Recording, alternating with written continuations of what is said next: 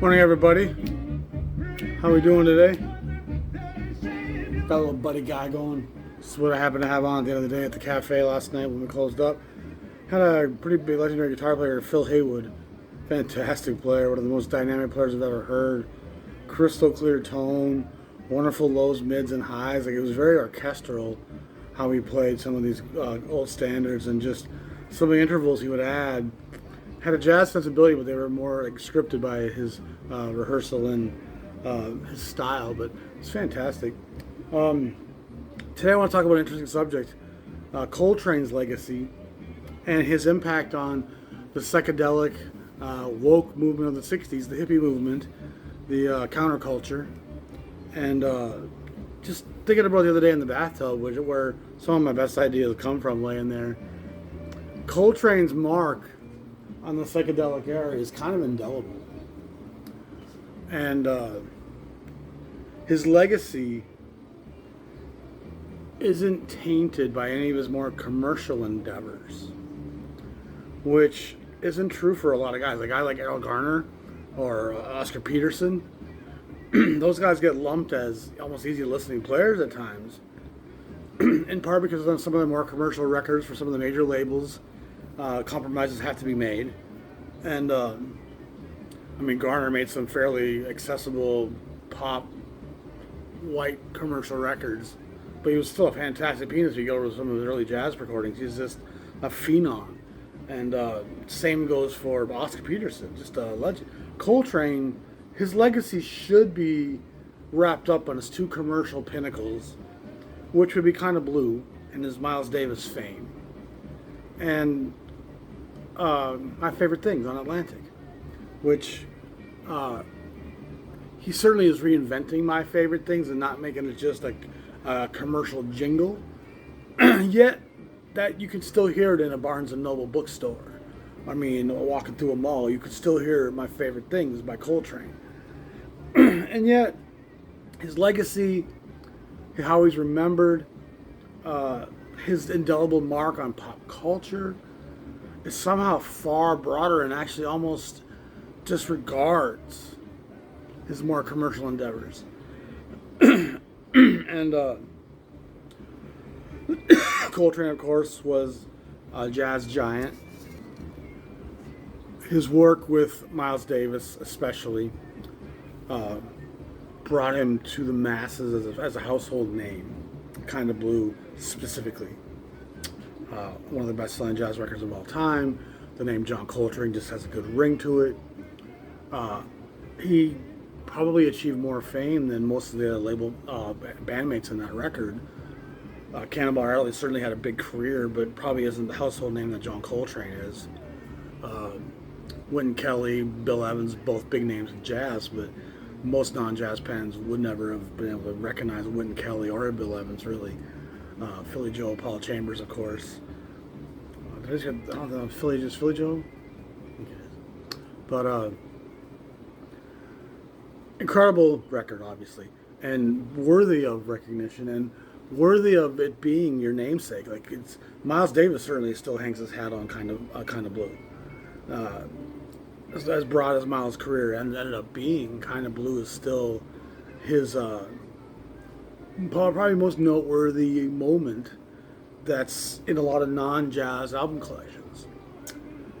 Yet Coltrane, like I said, it's not really that legacy and that commercial success that defines him.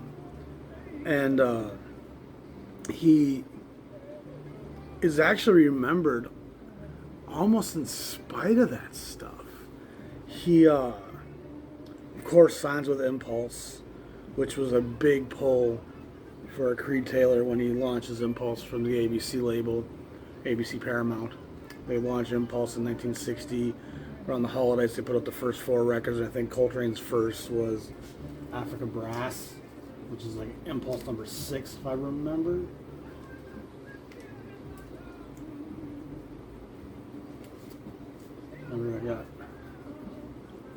Number 6. Africa Brass. And much to Creed Taylor's dismay, they paid him a lot and gave him a lot of carte blanche to sign him. He was kind of the big coup for the creation of Impulse. We're going to sign John Coltrane. Miles Davis, Kind of Blue, my favorite things. And but they gave him so much creative freedom that he comes with Eric Dolphy and some much deeper, darker spiritual content here in the spring of '61. And it's insightful, it's spiritual, it's enlightened, it's global, it's civil rights struggle and fight, but it's also gone beyond that. And Coltrane's momentum into the mid-'60s propels him far beyond the realms of the physical fight. Like Dr. King, he's pushing the envelope beyond just the significance and the meaning and the bearing of my physical realm. And I need to find spiritual atonement. I need to find a spiritual awakening, comfort, solitude, safety, the sacred place. And oddly enough, the audience that Coltrane finds for his less commercial work ends up being the beatnik community, ends up being the college stoners and acid droppers. You've heard many of the rock and roll guys from Carlos Santana to Jerry Garcia talk about John Coltrane and his impact on them musically, but also spiritually and in a form of enlightenment. And then you kind of run the chronology of what's happening in music in general. And while there was other people kind of doing worldly things like Yusef Lateef as far back as 58, 59, I mean, there's other guys in jazz that are dabbling in that. Even Blakey has a lot of symbology of Africa, but Coltrane's taken it to a different place. It's not just a recognition of tribal past and rhythms and the pulsing of different world instrumentation. It's more about the questioning of the human spirit and the human condition, and where does my soul fit in that puzzle? What is my purpose and meaning beyond the struggle that I'm living today in a day-to-day existence of survival? What is my meaning beyond that? And it's got to be more than just the doctrine or philosophy or theology of one culture. Our human migration dictates it must be a broader envelope. And so Coltrane's probing. And he's, to the chagrin of Creed Taylor at Impulse, he's putting out records that aren't going to sell to my favorite things audience, to a Kind of Blue audience. And Africa Brass is not a record you're going to find next to Kind of Blue in most collections.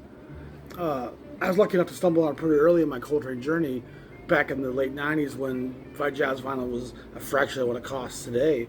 But someone said I play with my hair too much one of my episodes recently, and I'm like, I can't help it.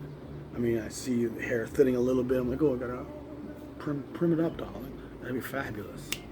But so as early as 1960, 61, Coltrane is kind of deviating from just the civil rights struggle of the hard bop movement. And remember, he played on some influential hard bop records. I mean, some of that stuff he does was on Blue Note, Blue Train especially, but the Sonny's Crib with Sonny Clark. And Sonny Clark is a renowned provocateur of spiritual and physical liberation. I mean, Sonny Clark's sessions are intense.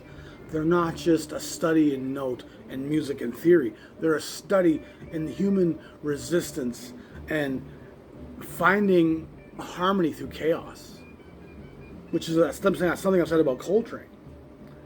And the hard bop movement was sorting and struggling, and a very physical, tactile pushback, a very aggressive moment for a people finding resistance. And Coltrane was heart and center. I mean, the First Miles Quintet, some of those early records are certainly hard bop-ish, post-bop, modern, but there's definitely hard bop moments. And they're definitely emulating the Clifford Brown Max Roach Quintet, which was the kind of cutting edge in jazz in 54 and 55. And so, I mean, people think of Miles Davis, the quintet was huge, but in terms of cutting edge, in terms of being the harbinger of what's to come and where the music is going, Clifford Brown and Max Roach and Harold Land and that whole crew over there in Chicago, they were pushing the envelope. They were doing things that were at tempos equal to what bebop was doing, but had melodic thrust and just it was a revelation what Clifford Brown and Max Roach Quintet was doing. And so Coltrane's stars ascending, this is all unfolding, and as we get into 59, 60, he moves on to works with Monk, and in 58, Monk really reshapes the clay. With Miles, it was a lot of drugs, a lot of notes, a lot of unnecessary playing almost at times, which he always kind of returns to that in waves, but Monk gave him, I think, some pushing and some, I think almost like how Dylan impacted the Beatles, Monk impacts Coltrane. And speaking of Dylan, I think Dylan was unequivocally influenced by some of what Coltrane was doing. And what Dylan does, I mean, remember they're on the same label as Kind of Blue, Bob Dylan was. And Dylan, of course, comes along in 62 with his first couple records, 63. By this time, Coltrane's deep into that spiritual awakening and that thrust and that quest for divinity, purity, and meaning and purpose. And Dylan, of course, ends up bringing that consciousness to music in 65 with Bringing It All Back Home and Highway 61 Revisited.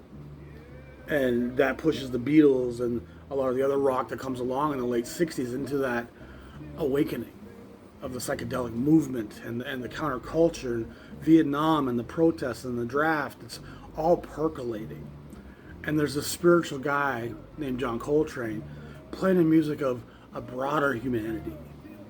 Not one that's wrapped up in the flag of a nation's politics and the limitations of those constraints. It's a much broader, universal thing he's dabbling at.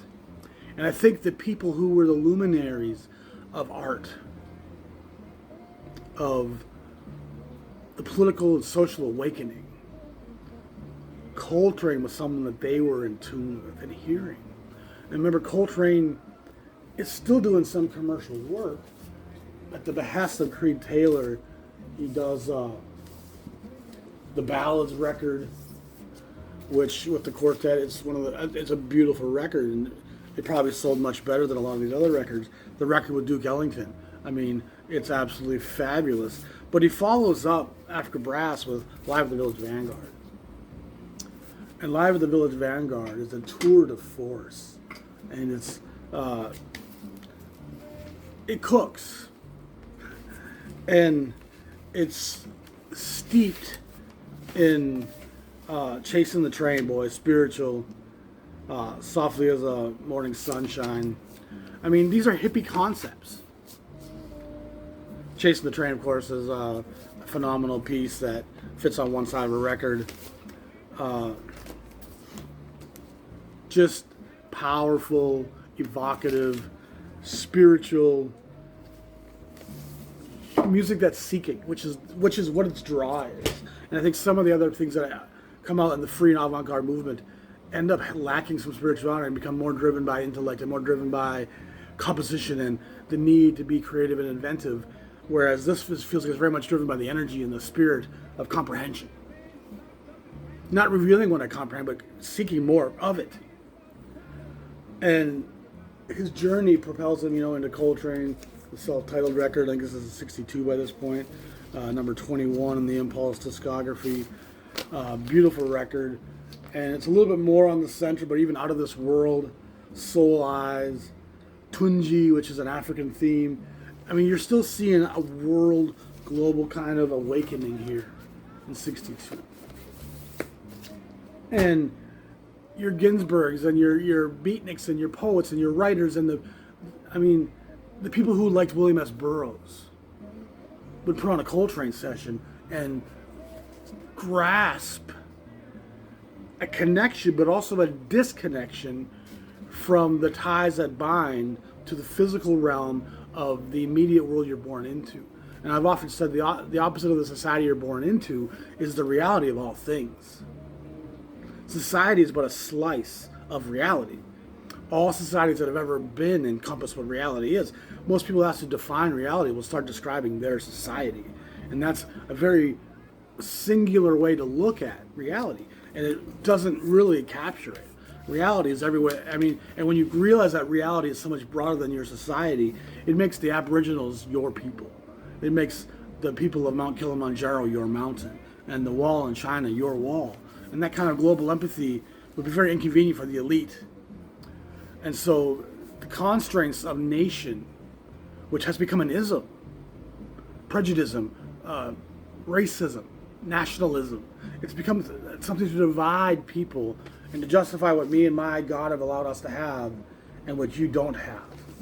And it's really Coltrane Live at Birdland here from 1963 that ups the ante greatly.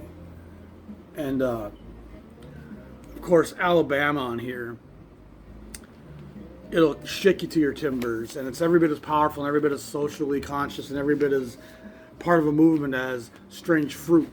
And I think you'd put Strange Fruit and Alabama as probably the two greatest songs of civil protest and civil. I mean, there's other songs, of course, Mingus. There's a lot of guys, Max Roach, but Afro Blue, The Promise.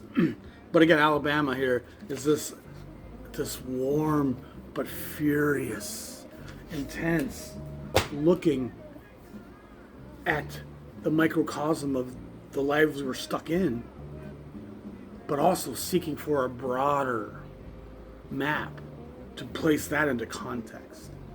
And he intersperses it with the record with Johnny Hartman, again a Creed Taylor at behest.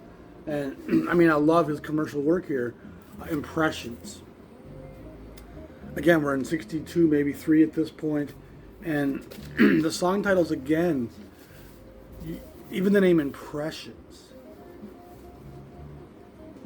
And my eyesight's just not what it used to be. I could see it, but I can't. Up Against the Wall, India, After the Rain, and Impressions. Again, you're seeing themes and ideas that are echoed in the psychedelic, in the hippie movement of this consciousness and this new global arising and awakening. And now that's give the context of where rock and roll and white music and black culture is in 1960, 61, 62. R&B's taken off. Ray Charles is exploding. Aretha Franklin. I mean, R&B is soul music. It's really starting to really take off.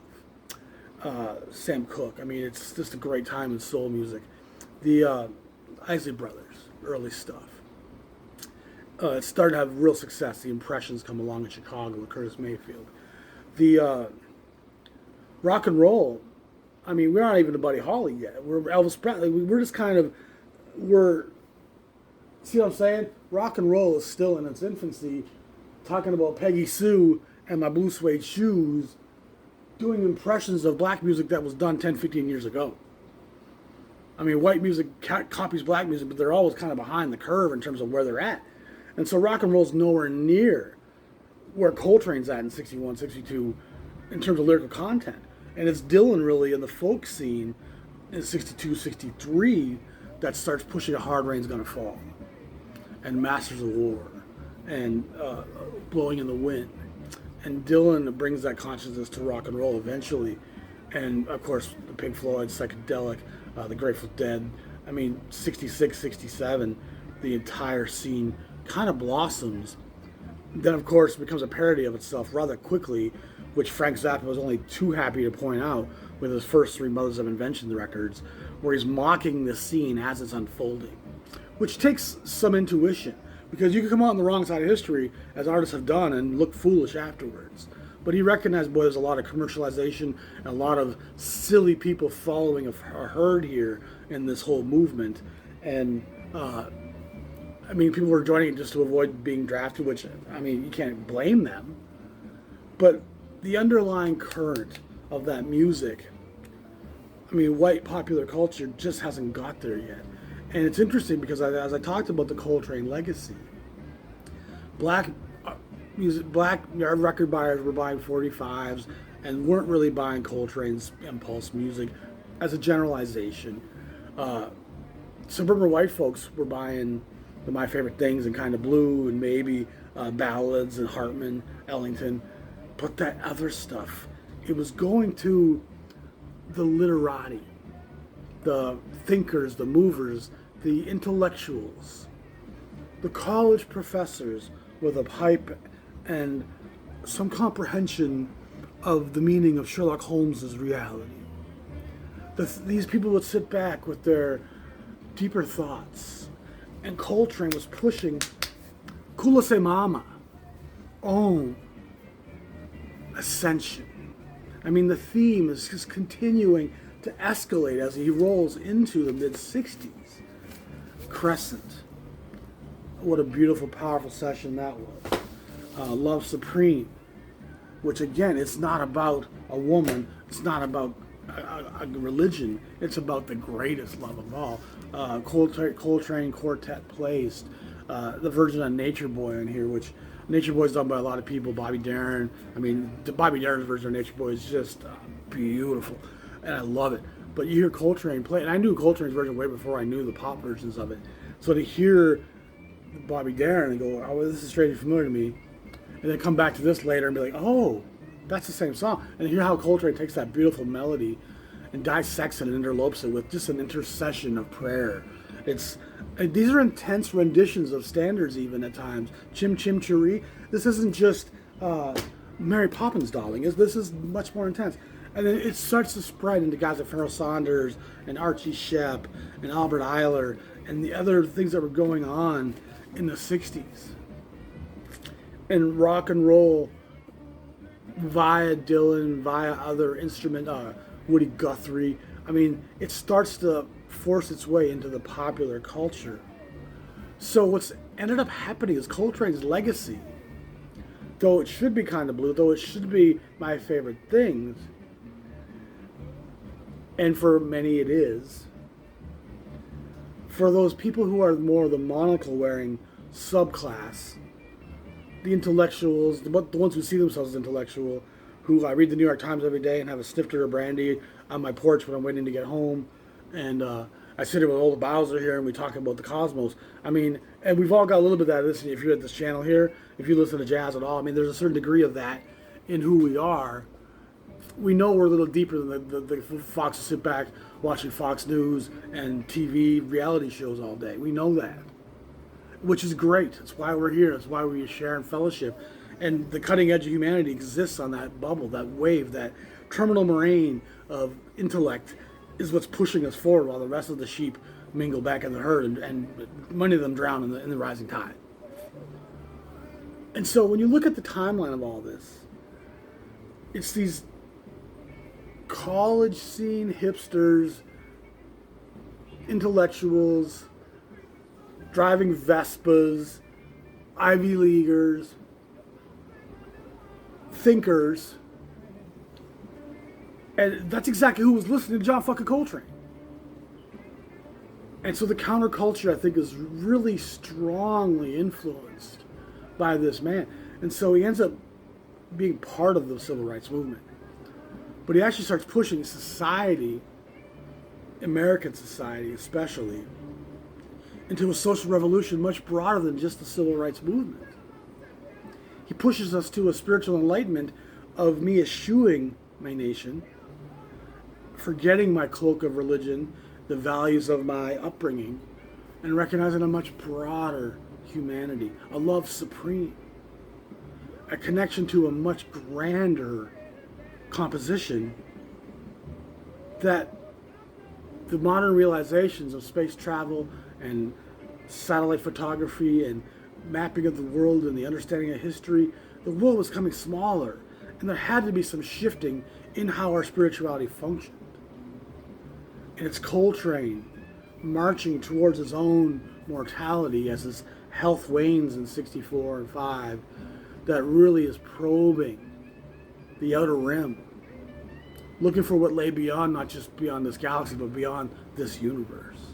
And the titles and the songs, the titles of the albums, all reflect that quest. The music is fueled with searching hunger for comprehension and understanding. And it's these very things that had people in schools and college universities sitting down and saying we're not going to go to the war and we're not going to give up our newfound values to become conformed to the plastic society that Frank Zappa talked about. And so, in almost in a singular way, looking at the timeline of the music, Coltrane's so ahead of the curve in that awakening. And it's probably spurred some, like I said before, by his own mortality waning. And so there's a more desperate need to push the envelope.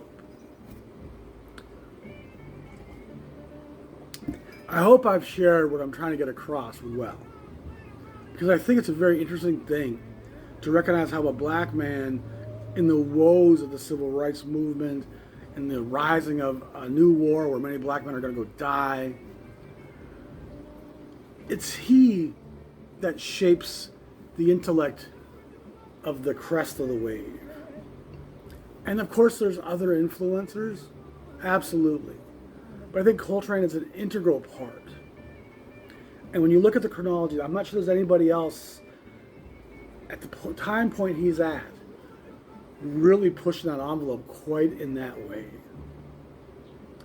And it of course led to an incredible movement.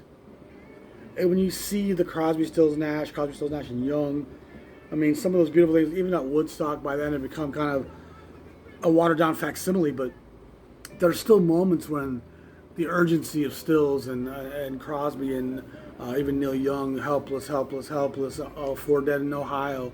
I mean, that soul crying out, having found a new eternity. I mean, it's linked. Santana often has said how important Coltrane is. And so I think Coltrane is a real huge harbinger of what's to come and an emissary from a different world, bringing awakening, enlightenment, peace. And unlike many of his contemporaries who spoke mostly for their people and culture, even Dr. King was speaking mostly for African Americans, Coltrane starts to speak for us and to intercede on our behalf for all of humanity. And see, that's the key. When you step beyond the limitations of my own context and become a spiritual being wrapped up and enveloped by a far broader sense of self and place, it's then when you can lead a movement. And not just a movement of resistance of a people or a military group, but you can start a religion. And when you can start saying, I want to speak to both Jew and Gentile, go ye into all the world. You see what I'm saying? It's an important, I just gave myself a little shiver. The preacher in me just had something to say there. But it's entirely connected to the fabric of that movement. Intellect, comprehension, understanding. The post-war years, the developments in technology during World War II changed the science of the world that we lived in. And the social political climate takes a decade to kind of grasp what this all must mean. What James Webb Space Telescope is photographing today, we'll understand that data in a year from now or two. What Hubble took, you didn't just publish it the next day like this is what it takes time to understand the data. And the war changed the data. The acceleration of technology and connectivity and globality, economics, it all changed so dramatically post-war. And yet what didn't change was the plight of black Americans who were promised freedom post-war, who died for freedom in that war, and came back and said, this promise can no longer be deferred, leading to the hardbop movement, which again is that push, that wave that pushes Coltrane out into the ocean. And then he starts to gather the steam of a much broader humanity that we must all somehow be connected to through the paths of history and migration. The world's a smaller place all of a sudden. And he sees it, and he gets it. And he says, you know what, I'm not just going to pray for my African-American brothers, who I love dearly and do pray for, but I'm praying for my white brothers, my Asian brothers, my Native American brothers, my Latino brothers, my Arab brothers. I want to speak for us all on behalf of the cosmos to the Creator and apologize for the great woe that we have created. I mean, I just can't help it sometimes. Apologize for the great woe that we have birthed and the shame that we should bear for all the sins of slavery and genocide, war and greed, and to step upon a new stage of brotherhood. I mean, again, there's the Gene Roddenberry Star Trek future, there's the Star Wars Empire future, and let's hope we figure out the Star Trek one, where man, woman, color is blind, and we all work together as a unified humanity, which doesn't take a ton of intellect to grasp. In fact, a class of third graders will get it more than a room of 30-year-olds. So I'm going to wrap it up there. It's probably been 30 minutes already, but I think Coltrane deserves an interesting slice of recognition because he certainly embodies more than just jazz. He certainly embodies, and a lot of his music goes beyond jazz at this point. Ascension's hard to call a jazz record in some ways.